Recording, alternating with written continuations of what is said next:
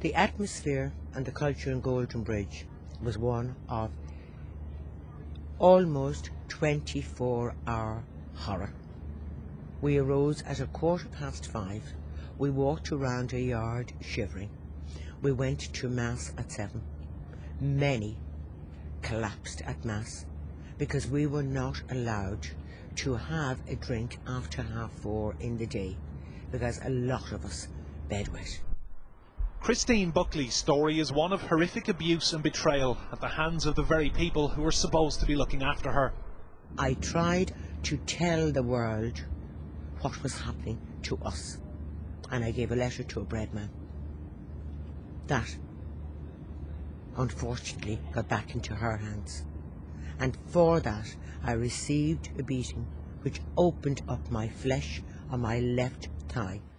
The physical, sexual and emotional abuse of the children by priests and nuns was systematic at more than 100 schools and institutions across the Republic.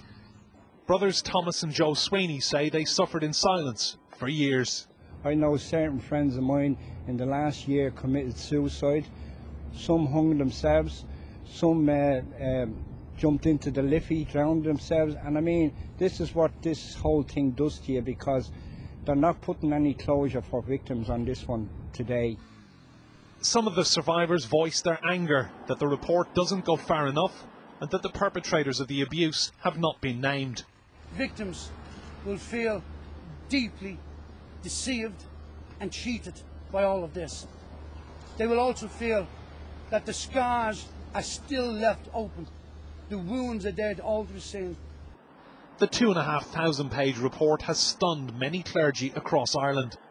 I am shocked, and I, above all people who had some feeling for what had been happening, I am shocked by the description in this report.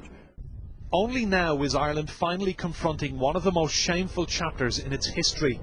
But for the victims, what they've lost can never be regained. Our childhoods were totally destroyed. I was in care from the age of 3 weeks, and I came out of care at the age of 17 years and 10 months.